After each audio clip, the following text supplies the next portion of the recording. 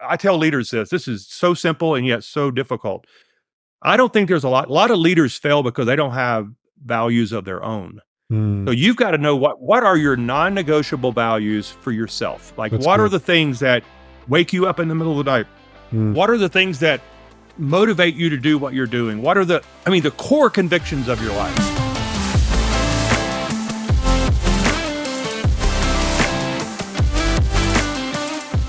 Well, hey, what's up, ReLeader family? Thanks so much for taking some time out of your day to join us again for another episode of the ReLeader Podcast. I pray that this is a great community for you. If you're here, you're a ReLeader, and you are processing and trying your best to take your organization to the next level. And today, I am so honored to have what I would deem, and I know he won't like me saying this, but what I would deem as the greatest ReLeader I know. This man impacted my life when I first became a ReLeader, mentored me, saw me in a fetal position several times, and mentored me through the pits of hell in many occasions. So, Pastor Brady Boyd, man, I love you. I appreciate your friendship so much. So thanks for coming on the show today. Yeah, thank you, John, and I appreciate those kind words. I remember those days really well when you sometimes you think as a leader that you're never going to see the sun again, that Yep. that's never going to be normal or good again, but you really withstood those days and with a lot of grace, and I'm proud of you, John, for the way you stayed faithful, you stayed steady. Yeah. You didn't run when going got tough, Yeah. and now I like to tell people that have kind of gotten to the end of the process, you're eating fruit from trees that you planted. And Yes. that's a good thing, right? But in those early days, when you're going through difficult days, you're eating fruit from trees that you did not plant. That's And exactly that's right. the worst. That's the worst thing ever. I mean, you're living down someone else's mistakes and failures and trying to plant good seed along the way, Yeah. knowing that one day you're going to eat fruit from those trees that you're planting. And you did that, John, and I'm proud of you. And I appreciate here you that. are today. You're on the other side. You walked through the valley of the shadow of death, and you got to the other side. That's right. Well, man, I appreciate you saying that, man. It means the world to me. And for those of you that don't know Brady Boyd, you need to. Brady is one of the greatest leaders I know. Pastors a church, a very large church in Colorado Springs called New Life, and he's the author of 6 books. He's just done, I think is that right, Brady? 6 books, or have you written another one? Actually, about to release book number 9 in August, so it'll be my next book in August. You wrote 3 books. I've been busy since we talked last. Since the time that I knew you last. Well, he's spent time at Gateway Church as a pastor, helped Gateway Church get off the ground. Brady, one of the things I want to just dive into the weeds with you, man. And Pastor Brady, for those of you that don't know, took over New Life Church. If you don't know New Life was his predecessor was Ted Haggart. And if you don't know who Ted Haggart is, Google it, because there is a story there, right? And there's legacy there, and then there's massive destruction there. So Ted Haggart was one of the prolific leaders of his day, pastored one of the largest churches in America, and then had a moral failure. And Pastor Brady came on the heels of that. And so I always tell people my leadership journey was on the heels of a moral failure. Pastor Brady's leadership journey was that times 1,000. I mean, trying to come in, no one nationally knows who Victory Church is and who I am and who my predecessor is. But the time that Brady Boyd stepped in to New Life, it was national news. I mean, it was a massive ordeal. And then not to mention the storm that Brady walked in, 100 days into his leadership journey, there was a shooting on his campus and people were literally killed on his church campus. And so I have so much I want to talk through, Brady, but I want to talk about some of those early days. Everybody, all the listeners on this podcast are ReLeaders. They may not be pastors. They may be ReLeading an organization, or they may be ReLeading a department, or they may be ReLeading their marriage, right? There's so many areas of our life that we're called to ReLead and pick up the broken pieces and put them back together. So tell me about those early days, man, when you first got there. When did you first get to New Life? I'm trying to remember. Yeah, August of 2007 is when I got there, and that was the scandal. The national scandal had happened the previous November in 2006, and then the shooting that you were talking about happened on my 100th day as senior pastor in December of 2007. You know, those early days, John, People say, "Well, you must have been really brave and full of faith to take that job." But no, I was really kind of innocent. Wow. I was 40 years old. I was not naive, but I was innocent. I just had a bit of a childlike faith, that if I went there, the Lord would. First of all, I heard the Lord about Yep. going there, Yep. and I caution young pastors all the time that don't take any assignment. And this is true for any leader, corporate leaders, nonprofit leaders, church leaders. Don't take any assignment that you've not been given. That's right. But if you've been given an assignment, then the Lord goes with you. If you take an assignment without Him, then don't be surprised when the Lord doesn't show up for you. But I knew without any doubt in my mind, my wife and I both knew with absolute 100% certainty that the Lord had called us to New Mm. Life Church. Yes. So we just dove in. I mean, we jumped in with both feet and obviously did not anticipate, we could anticipate the broken trust, the brokenness of the congregation because of the moral failure. What Yep. we did not anticipate was the violence that came upon Mm. our church on day 100. And that was the darkest day of my life, quite Can't honestly. I imagine. I was devastated. It was overwhelming. Some of your listeners probably have had days like that where you just felt Yeah. suffocated by darkness. Evil Mm. had come and attacked us, and there's nothing more suffocating than to be confronted with evil, violence, and Mm. death. You know, as we're recording this podcast, the day before this podcast was recorded, 22 people were shot in Kansas City, one Yep. one dead, 22 wounded as of the report I heard this morning. And every time one of those things happen, it triggers a lot of emotion in me. Yeah. Watching people yesterday run, Mm. run from the violence, people covered in blood. Mm. We're living in a dark space right now in our nation's history, and uh, I felt that in 2007. And honestly, I didn't think we would survive. I didn't have a lot of Wow. faith that day that New Life Church would resurrect. And Mm. so, one of the best things we did is we gathered 3 days after the shooting for a prayer meeting, and I thought, heck, if a few hundred people show up, I'll just be as happy as I can be. To my surprise, 6,000 people showed up to our prayer Wow. meeting, and we Wow. was standing room only. And we began to sing this song. It's called Overcome. It's a song that was written at New Life during the scandal Mm. that we sung again during the shooting. And this song, Overcome, is written out of the book of Revelation, where you'll overcome by the blood of the Lamb and the word of your testimony. Everyone overcome. Well, that song went on to become the number one worship song on Billboard for Mm. almost 6 months after that shooting. But we sang it that night. And John, there are times when I think people are going to understand what I'm saying, but there was a holy defiance Mm. that came into my congregation that night during that Wow. prayer meeting. And I could see it. I could visibly see something shift in the atmosphere Wow. in my congregation that night. And I actually walked away that night thinking we might make it. I mean, there's an Really? outside chance we might make it. And it started, we can say, we can relive and talk about the moral failure of Ted Haggard, but the one thing he had done really well is he had created a culture of worship and prayer in Wow. the congregation that served us well in Wow. tragedy.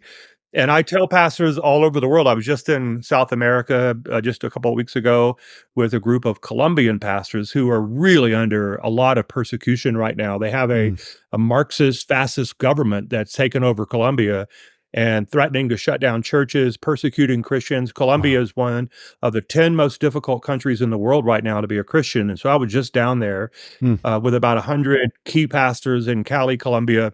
And I said to them, I said, if you have created a culture of worship and prayer in your church, then the gates of hell cannot prevail against it. That's I so mean, good. this is not about buildings and resources and clever leadership hacks. It's not about Wow. some process or program. If Mm. you can, if you have taught your church how to pray, if you have taught your church the value of coming into the presence of the Lord with genuine worship, then there is not one thing the enemy can throw at you that's going to unsettle your congregation. The churches that are in trouble right now are churches that have been trying to do church without the Holy Spirit. Let's go. And they're not going to survive because the world we're living right now is very dangerous. It's very chaotic. It's evil.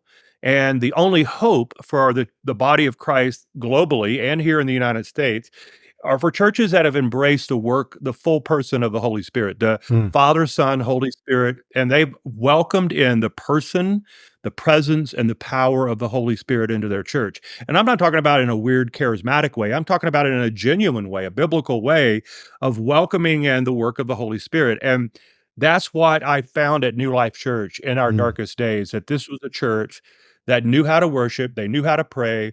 And I realized that night, if we had not had that, we would probably be a big used car lot right now. We'd probably be a convention center or something.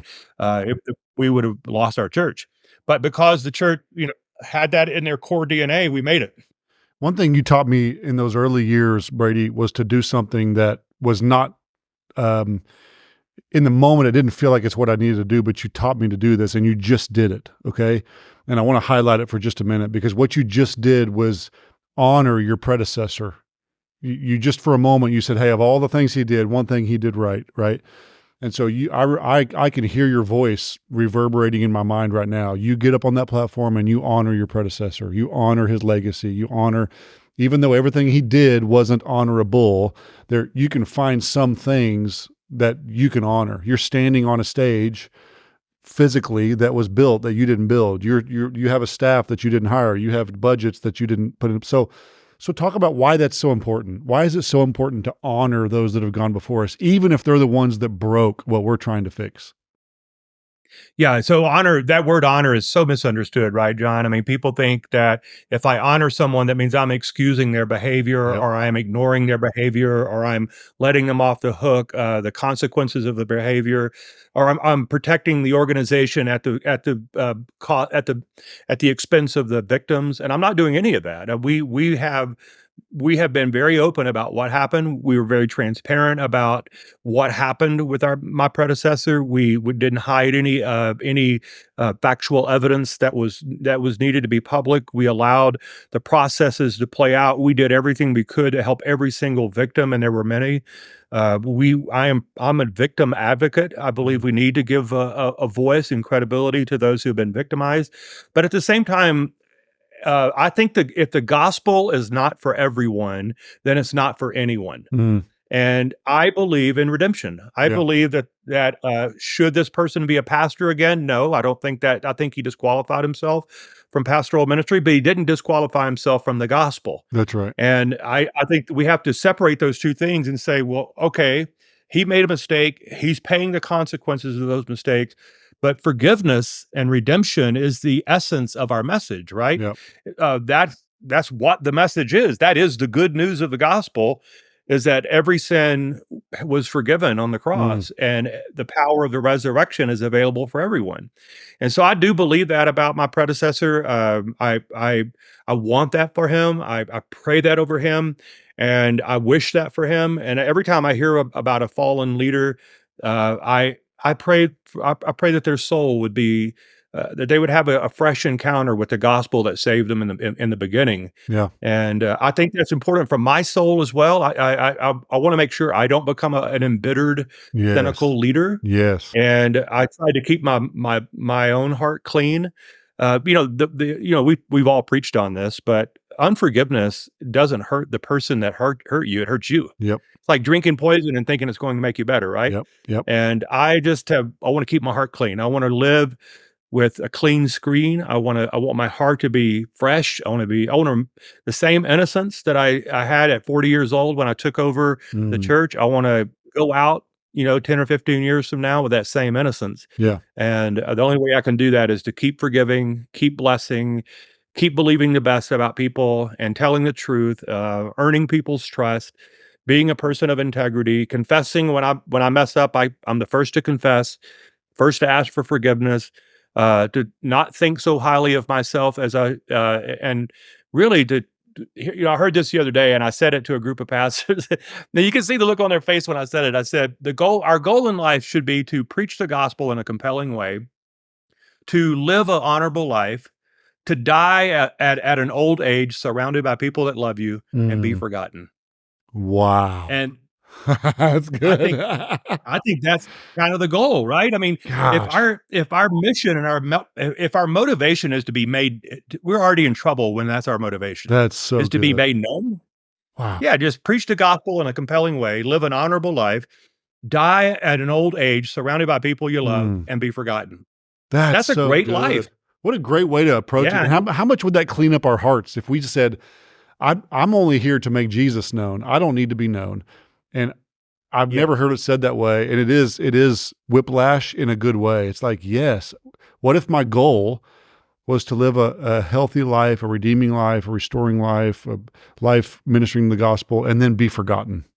Wow. That's so, Well, we're living for attention here when mm, really the goal is just, I told a group of young leaders this the other day, they were asking me some questions. I was in the Dominican Republic with 85 college students for a whole day there, and they were bright-eyed, they were amazing. But this one girl asked me this question, like, uh, what is your goal in life? And I said, listen, um, we're not going to stand before the Lord and hear, well done, my good and faithful influencer. mm, We're yep. going to stand before the Lord and say, well done, my good and faithful servant. Yeah. And that's what Jesus said. That's the goal, right? To stand before him and say, Brady, you served your people well. You Mm, served your spouse well. You served your children well. You were a good friend mm. and you knew Jesus. And to That's so know good. Jesus is to be a servant.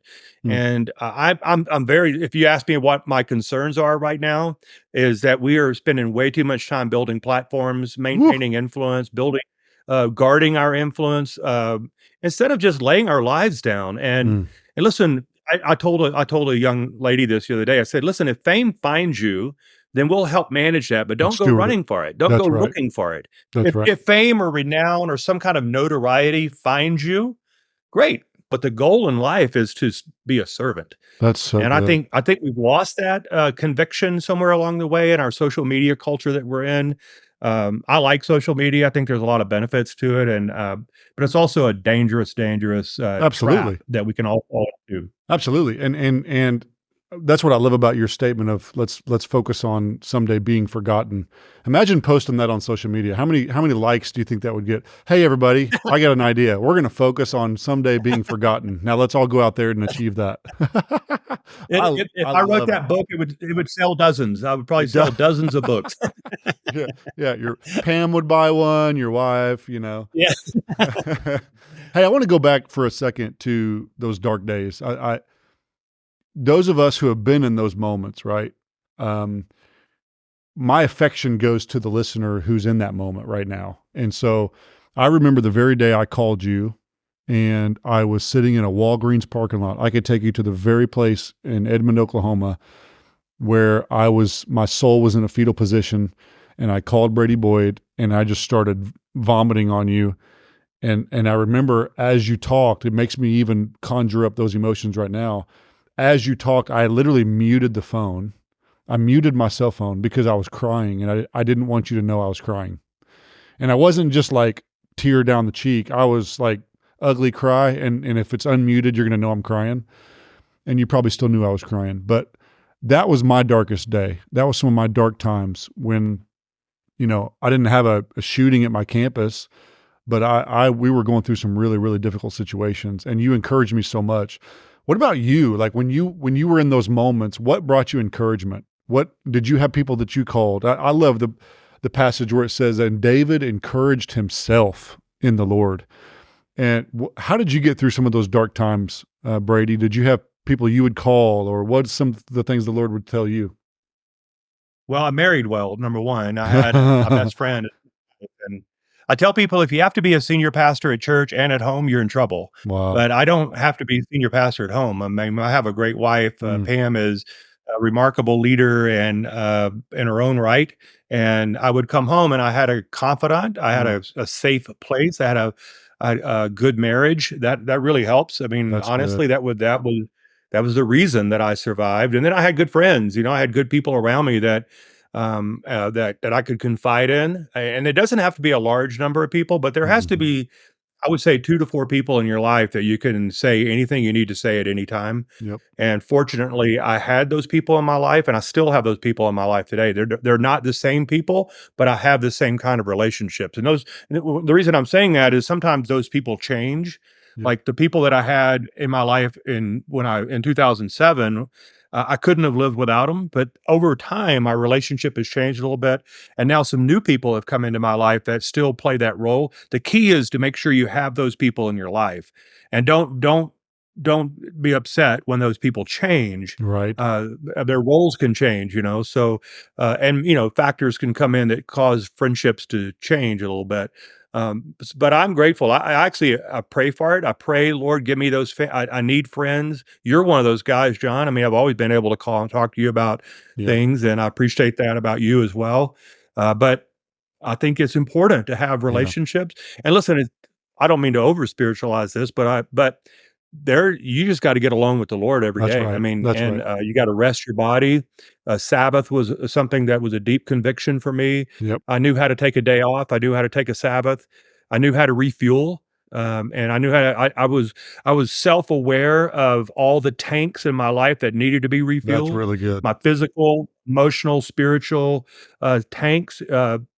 So really, those are the three key ones: my spiritual tank, my physical body, working out, eating right, getting some vitamin D, going for walks, Yep. just taking care of myself physically, and then spiritually, just investing myself into the scriptures, Mm. into the presence of the Lord, just all those spiritual disciplines that are critical. And then emotionally, knowing like Sundays cost something. Yes, they Like, do. I think a lot of pastors are not aware of what it costs to do what we do.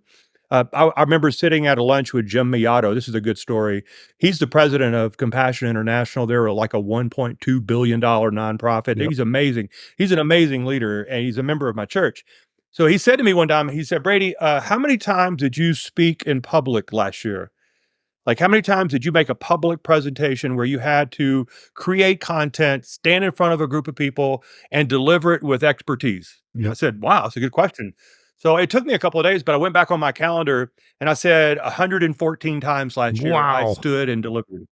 Well, I did 36 Sundays and I preached twice every Multiple Sunday. So that's campuses. Yeah. 72 times. Yep. So, and then, leadership conferences, Yep. staff meetings, things like that I was doing. It was 114 times or something Yep. like that. I believe it. He goes, Brady, the average Fortune 500 CEO does 4 a year. Wow. You did 114. The average Fortune 500 CEO does 4 public presentations every year, one to his board, one to new investors, one Mm. to his employees, and one to the public for whatever. He Yep. said, but that's about it. He said, you realize how much that costs, and you're leading the organization. That's You what are the, that's what I was about I to am say. I'm the CEO of a large organization. And he said, you're doing all of the work that a Fortune 500 Mm. person is doing, and you Plus. spoke 114 times last year. Mm. So it gave me pause, John. I actually met with my elders and talked to them about this, that I just needed to restructure my life so that Mm. when it's not, and I'll probably end up speaking that many times this year as well. It's not that I decreased the number of times I was Yep. speaking. Yep. It's that I learned to uh, make sure I was on full going into those moments, Yep. and that I knew how to refuel after those moments. And You knew where so you leak, so Fridays you know and where to replace. Yeah. exactly. But a lot of pastors right now are leading from an empty cup, Yep. and I want to live from the saucer. By growing up, my dad drank coffee. He always had a coffee cup with a saucer. Yep. And I don't know why he did that, but he always had a saucer, and he put his cup on the saucer, and invariably there would be coffee spilling out on the saucer. I think my Yep. mom made him do that because he kept making a mess. So I use that as a story. I say, listen, most of you are leading with an empty cup. I want to lead where my With a cup is so saucer. full that I have enough spillage on the saucer. I Mm. want that whatever spills out is what I want to lead with. That's really And good. that's possible. It really is possible to do that. And I fight hard for that. I don't always get it right. I go through seasons where I just overschedule myself Yep. and overcommit myself like everyone else, and I end up tired or sick or whatever. And your body keeps score, Yes, it does. and I can always tell when I'm overdoing it because my body tells me. But I want to live from the overflow, right? Yep. That's the goal. That's really good. I want to talk about, so you're, if I'm doing my math right, is this your 17th year? You're in it, or you're about to hit 17 Yeah. years? Is that right? Yeah, in So This August will be 17 years. Yep. I wrote about this in my book. I've told this story to countless people. One day I called you. I was probably, I don't know, 6 months to a year into my ReLeader task. And I was trying to change culture. And it wasn't going as fast as I wanted it to go. And I called you and I said, Brady, how long did it take you to change the culture at New Life? And I'll never forget it. It was depressing and encouraging. I've never had anything that was so depressing and so encouraging at the same time. You said, John, it took me 5 years, man, to truly change the culture. And it goes back to what you started the podcast with. You know, when you finally start eating the fruit of the trees that you planted, it takes time. And it was depressing to me because I realized that my sprint was actually going to be a marathon. But it was encouraging to me because it allowed me just to settle into that pace. Okay. If we're going to run a marathon, then I need to just slow my mind and slow my expectations and be a little more strategic here. And so much of that, I want to encourage the leaders out there right now, Brady, that are discouraged. You've been in this 17 years, and even within the past month or two, you guys just crossed another threshold that I want you to share. It took 17 years to get there. And like, this is a marathon. So encourage our listeners to just set their pace correctly as a ReLeader. Well, obviously, we all know that the currency of leadership is trust, right? And Yep. so you can't speed that up. The only way to build trust when it's been lost, like when you come into a situation like you and I did, there was no trust. There was just none. It was gone. People were suspicious. They were Yep. cynical, and rightfully so. They have a right to be suspicious. Yeah. And I tell people the only way to gain trust is to do the right thing for the right reason for a really long time. Really long time. And yeah, do the right thing for the right reason for a really long time. And over time, now it's 17 years. I'll give you an example. Yesterday, we're seeing, like a lot of people, we're having a crisis in our city because of the immigration issue. We're having hundreds, if not thousands, of people in our city that are coming across the border. They're ending up in Colorado Springs, and they don't speak English. They don't have a green card. They can't get a job, so they're running out of food. And I had 5 Venezuelan families in my lobby on Monday. They didn't have any food. They didn't have clothes. They were this is Colorado. It's February in Colorado. So we're seeing single-digit temperatures at night and snow on the ground. They've never seen snow.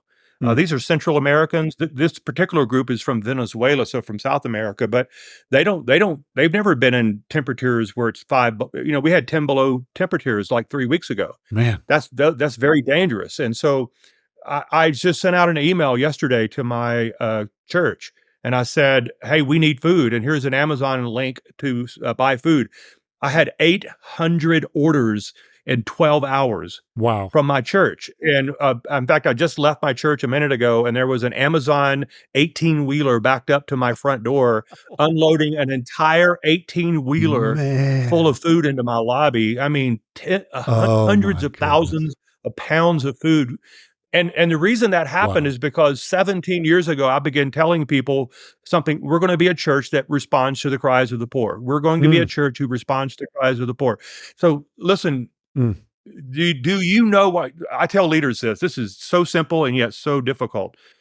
I don't think there's a lot of leaders fail because they don't have values of their own. So you've got to know what are your non-negotiable values for yourself? Like, what are the things that wake you up in the middle of the night? What are the things that motivate you to do what you're doing? What are the core convictions of your life? You got to make sure those core convictions are shared by your congregation and by your leadership team. So what I did early on is I sat down with the influencers on my team and the influencers in my church. Yep. And I said, we need to establish some shared convictions. What is it that I'm talking about the inner circle, the core, the group of people who are going to make the church rise and fall, which is staff and volunteers. And I said, what are the values, the convictions that we share? Yep. And let's discover them. And we came up with four very simple values that we said, okay, these are the values that, when times get tough, we will not compromise these values. When times are good, we will not drift away from these values, right? Because those are the 2 times where you tend to drift away from your values.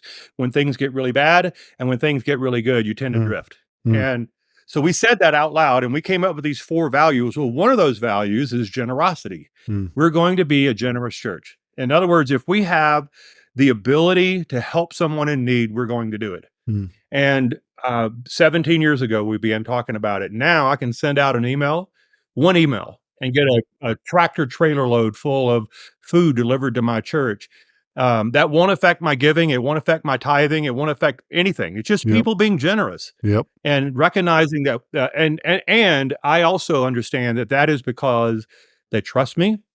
And man, do I value that? Do I steward that? And don't manipulate that. And you only use that when it's absolutely necessary. I don't ask for those kind of things very often.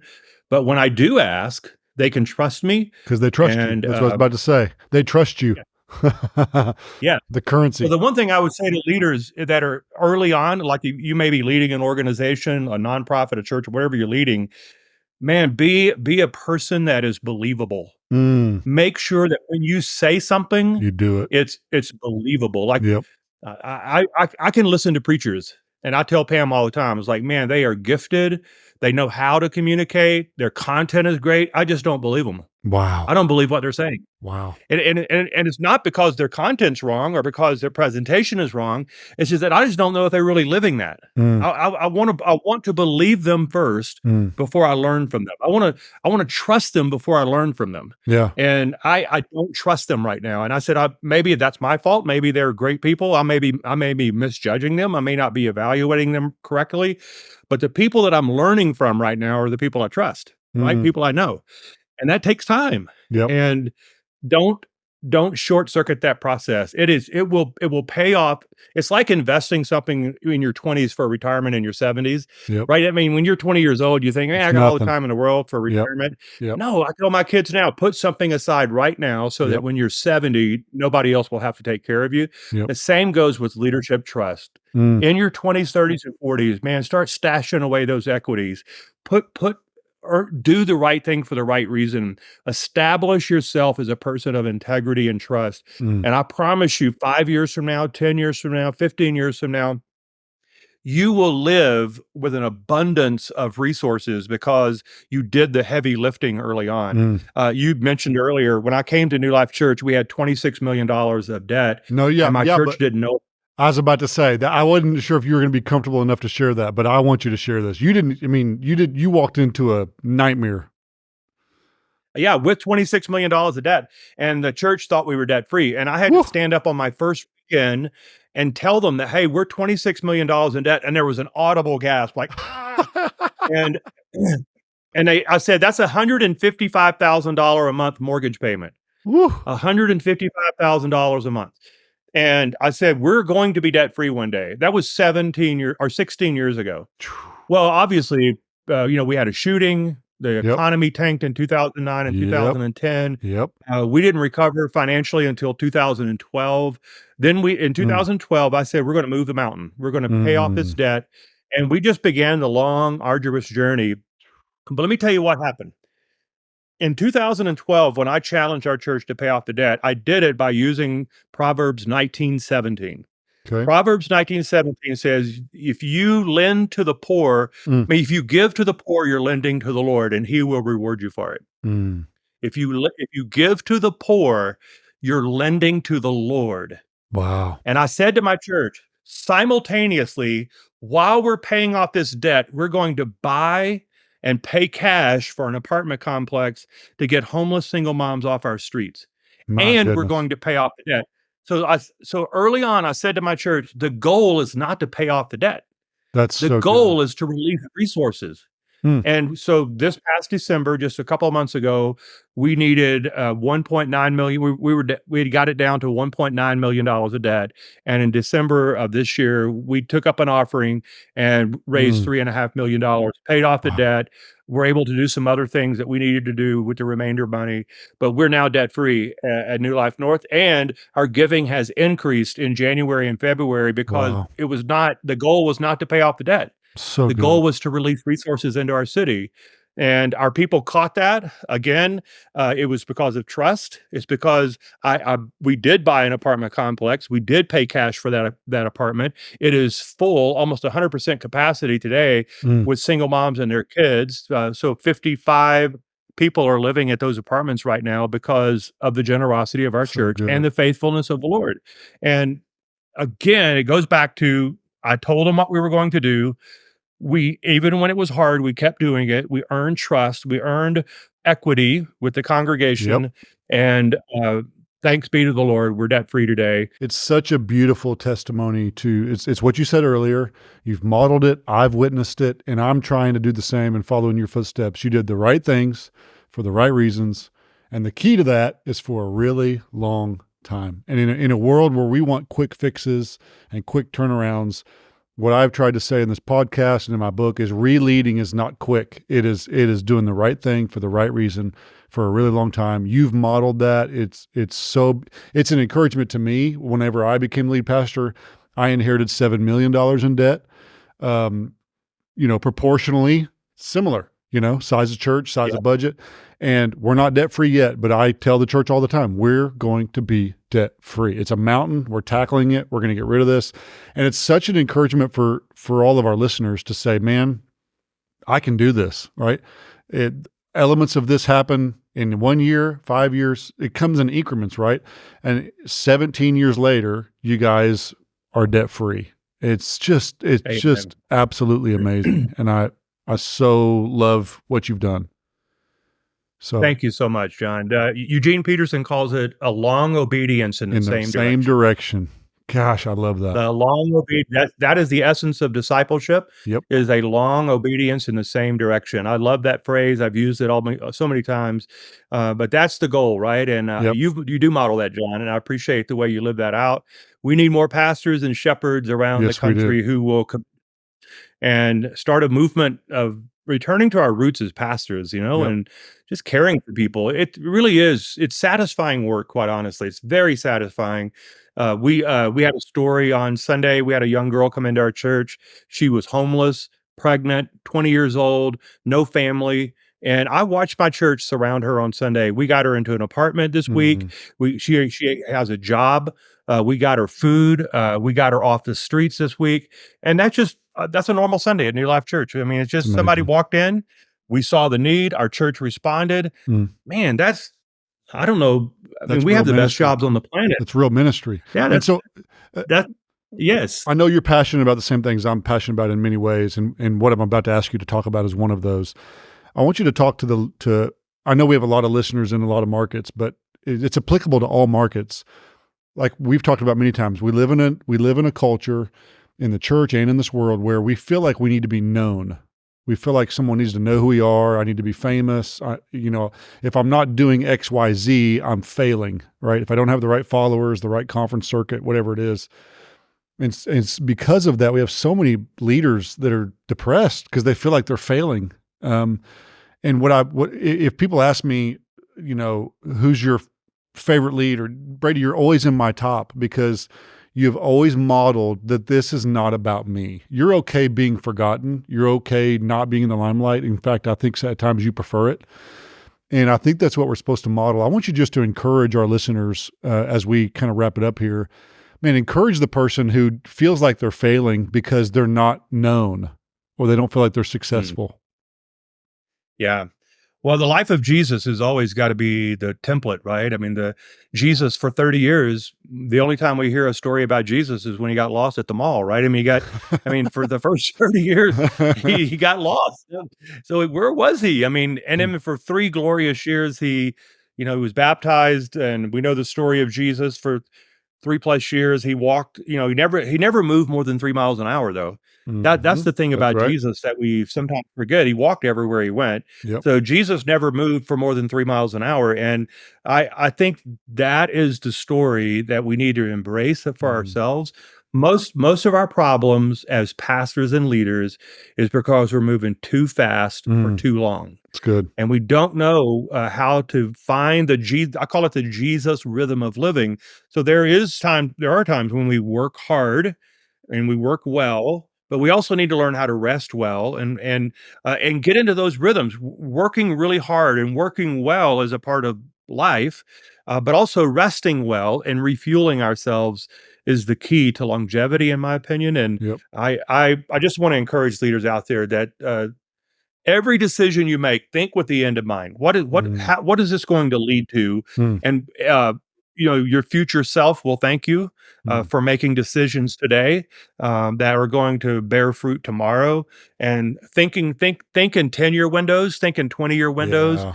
Don't think just in my kids are notorious for thinking in 30-minute increments. Yep. And I said, no, don't think about the short term so much.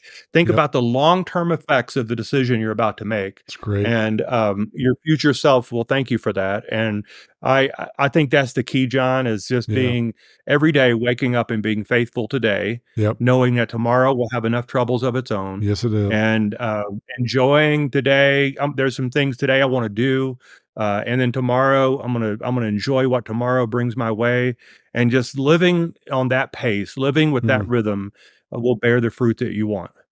Well, I know a guy who wrote a book. I think it was called Addicted to Busy. I can't remember that guy's name. I think it was Brady Boyd, but Yeah, it's a fantastic book about being addicted to busy. Man, thank you so much for coming on the show.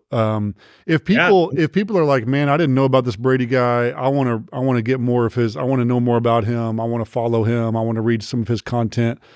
Obviously, all of your books are on Amazon, but is there a way that they could follow you, get to know you better, a website, anything like that? Yeah, newlifechurch.org is my church website. Yep. But I'm also Pastor Brady Boyd on Instagram, and I'm always sharing goofy stuff, fun stuff, church I love stuff. your posts.